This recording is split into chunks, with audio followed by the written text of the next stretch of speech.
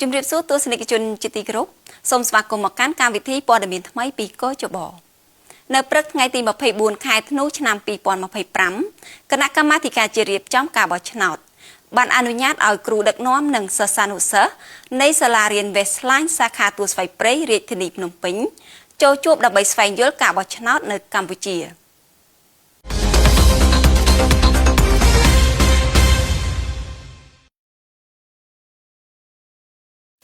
ដោយមានការអនុញ្ញាតពីឯកឧត្តមប្រាជ្ញប្រធានគណៈកម្មាធិការជាតិរៀបចំការបោះឆ្នោតនាព្រឹកថ្ងៃទី24ខែធ្នូឆ្នាំ2025ឯកឧត្តមសុំប៊ុនហុងអគ្គនាយកនៃអគ្គនាយកដ្ឋានអប់រំព័ត៌មាននិងទំនាក់ទំនងសាធារណៈកជបនិងថ្នាក់ដឹកនាំអគ្គនាយកដ្ឋានបានទទួលជួបជាមួយគ្រូដឹកនាំនិងសិស្សានុសិស្សចំនួន33នាក់មកពីសាលារៀន Westline នៅទីស្តីការគណៈកម្មាធិការជាតិរៀបចំការបោះឆ្នោតដើម្បីសិក្សាស្វែងយល់ពីការបោះឆ្នោតនៅកម្ពុជាដែលរៀបចំដោយកជបជាកិច្ចចាប់ផ្ដើមឯកឧត្តមសុំប៊ុនហុងអគ្គនាយកនៃអគ្គនាយកដ្ឋានអប់រំព័ត៌មាននិងទំនាក់ទំនងសាធារណៈបានស្វាគមន៍យ៉ាងកក់ក្ដៅចំពោះវត្តមានរបស់គ្រូដឹកនាំនិងសិស្សានុសិស្សដែលជាអនាគតអ្នកបោះឆ្នោតដែលបានមកកាន់ទីស្តីការកជបនៅពេលនេះនៅក្នុងឱកាសនេះដែរឯកឧត្តមអគ្គនាយកបានជម្រាបជូនអំពីប្រវត្តិនៃការបោះឆ្នោតនៅកម្ពុជាប្រភេទនៃការបោះឆ្នោតរចនាសម្ព័ន្ធរបស់គណៈកម្មាធិការជាតិរៀបចំការបោះឆ្នោតដំណាក់កាលទាំង4នៃការបោះឆ្នោតឯកឧត្តមបានពន្យល់ដល់សិស្សានុសិស្សទាំងអស់ថាកជបគឺជាអង្គការដែលមានសមត្ថកិច្ចរៀបចំចាត់ចែងនិងគ្រប់គ្រងការបោះឆ្នោតជ្រើសតាំងសមាជិកព្រឹទ្ធសភានិងការបោះឆ្នោតជ្រើសតាំងតំណាងរាស្ត្រព្រមទាំងការបោះឆ្នោតផ្សេងៗទៀតតាមការកំណត់នៃច្បាប់កជបត្រូវអនុវត្តសមត្ថកិច្ចរបស់ខ្លួនប្រកបដោយឯករាជ្យនិងអព្យាក្រឹតដើម្បីធានាឲ្យការបោះឆ្នោតប្រព្រឹត្តទៅដោយសេរីត្រឹមត្រូវនិងយុត្តិធម៌ស្របតាមគោលការណ៍នៃលទ្ធិប្រជាធិបតេយ្យសេរីពហុបកកជបមានសិទ្ធិពេញលេញក្នុងការអនុវត្តសមត្ថកិច្ចរបស់ខ្លួនស្របតាមច្បាប់ស្តីពីការរៀបចំនិងការប្រព្រឹត្តទៅនៃកជប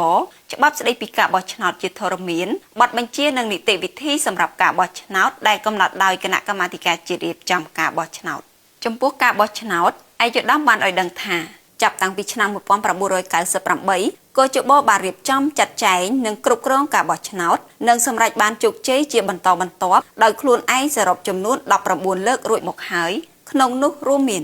ការបោះឆ្នោតសកលគឺការបោះឆ្នោតជ្រើសតាំងតំណាងរាស្ត្រចំនួន6លើកនិងការបោះឆ្នោតជ្រើសរើសក្រុមប្រឹក្សាឃុំសង្កាត់ចំនួន5លើក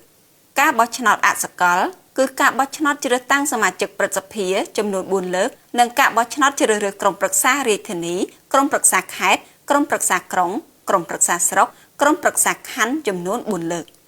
ឯកឧត្តមក៏បានបញ្ជាក់ដែរថាការបោះឆ្នោតនៅកម្ពុជាមាន4ដំណាក់កាលសំខាន់រួមមាន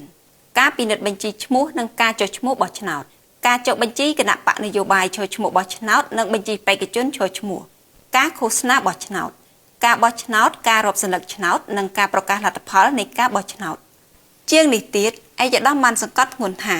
បងប្អូនជាយុវជនអនាគតអ្នកបោះឆ្នោតត្រូវត្រៀមខ្លួនទៅចុះឈ្មោះបោះឆ្នោតនៅពេលគ្រប់អាយុ18ឆ្នាំនិងទៅបោះឆ្នោតជ្រើសរើសតំណាងដើម្បីជួយថែរក្សាការពារផលប្រយោជន៍និងការពារសន្តិភាពនិងត្រៀមខ្លួនធ្វើកិច្ចការឲ្យកាន់តែប្រសើរសម្រាប់រយៈពេលវែងបងប្អូននឹងអាចក្លាយខ្លួនជាអ្នកដឹកនាំនៅពេលអនាគតដូចនេះបងប្អូនត្រូវខិតខំសិក្សារៀនសូត្រនិងពង្រឹងសមត្ថភាពជាប្រចាំដើម្បីក្លាយខ្លួនជាសសរទ្រូងដ៏រឹងមាំនិងជាធនធានមនុស្សដ៏មានសក្តានុពលក្នុងការកសាងនិងអភិវឌ្ឍប្រទេសជាតិក្រៅពីនេះគ្រូដឹកនាំនិងសិស្សានុសិស្សអាចឆ្វេងយល់បន្ថែមទៀតអំពីការងាររបស់កជបតាមរយៈ App NECKH Facebook Page អាសយដ្ឋាន Web ឬតាមប្រព័ន្ធផ្សព្វផ្សាយផ្លូវការជាច្រើនទៀតរបស់កជប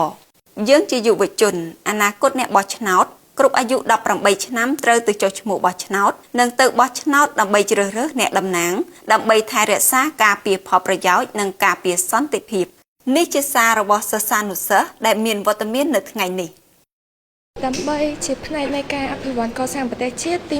1សំខាន់បំផុតគឺយើងត្រូវខំរៀនគឺមានអាយុ15ឆ្នាំដើម្បីទៅស្នើសុំ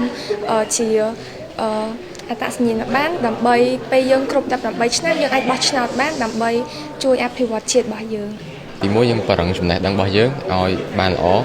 ហើយបន្ទាប់ពីឆ្លងភូមិសិក្សាដល់ឧត្តមសិក្សាគឺយើងធ្វើការដោះខាត់នៅជំនាញទុនឬជំនាញរឹងរបស់យើងភាសាដែលយើងធ្វើការប្រើជំនាញអស់ហ្នឹងទៅអភិវឌ្ឍជាតិរបស់យើងដែរហើយជាមួយនឹងការចូលរួមការបោះឆ្នោតគឺវាមានសារៈសំខាន់សម្រាប់យើងត្រូវចូលរួមភាសាដែលយើងត្រូវការ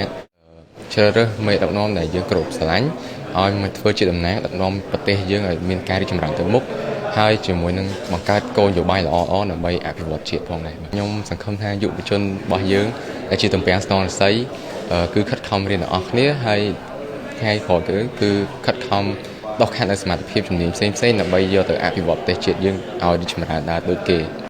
បន្ទាប់ពីជំនុំនេះបានបញ្ចប់គ្រូដឹកនាំនិងសិស្សានុសិស្សក៏បានចូលទស្សនាបណ្ណាល័យរបស់កោជបផងដែរចាស់ទស្សនិកជនជាទីគោរពកម្មវិធីផ្សាយព័ត៌មានថ្មីពីកោជបនៅពេលនេះបានឈានមកដល់ទីបញ្ចប់នាងខ្ញុំនិងក្រុមការងារផ្សាយសូមអរគុណសូមជម្រាបលា